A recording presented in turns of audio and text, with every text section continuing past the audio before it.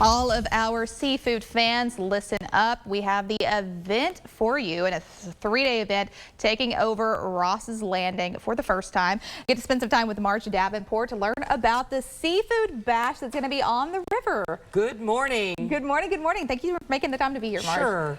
So tell me a little bit about, we got to spend some time with you last year, which is so exciting to see how much you guys have grown in just a couple years. Tell me a little bit about the Chattanooga Seafood Bash for someone who might not be familiar with it. It's a 3-day free admission festival, Ross's Landing, Chattanooga Green.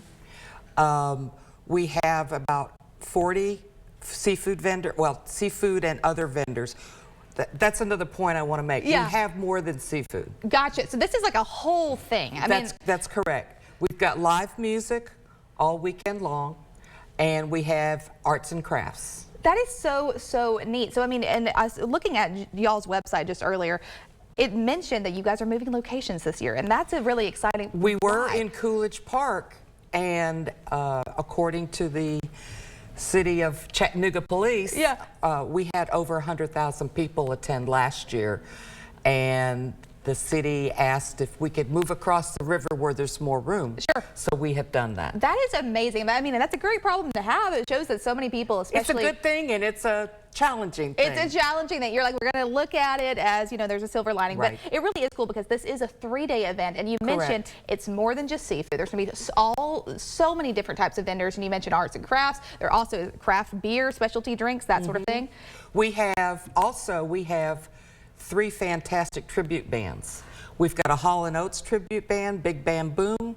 We've got Pandora's Box, which is Aerosmith tribute band. Ooh. And then we have Freebird, which is a Leonard Skinner tribute band. Love that. Hall & Oates band is on Friday night. The other 2 are on Saturday night. So this is going until Sunday, correct, as well? That's correct. The hour, we start Friday at 11 o'clock, 11 to 9 Friday, 10 to 9 Saturday, 10 to 5 on Sunday. So there's really no excuse for people to miss this event. You got 3 days to go and check it out. That's correct. That's correct. That is so amazing. So tell me a little bit about, obviously a lot of us love seafood. We're looking at some of those beautiful pictures on the screen, yum, and seeing some of those things you can find at the festival. But in addition to that, this is going towards a great cause. And you tell me a little bit about that. We have partnered with the Folds of Honor Foundation, which is a wonderful charity that supports the families of fallen soldiers, active military, and first responders. They provide a lot of scholarship support to families of the military and first responders. That is amazing. So we have a large VIP area, which is ticketed. That part does cost money. Okay.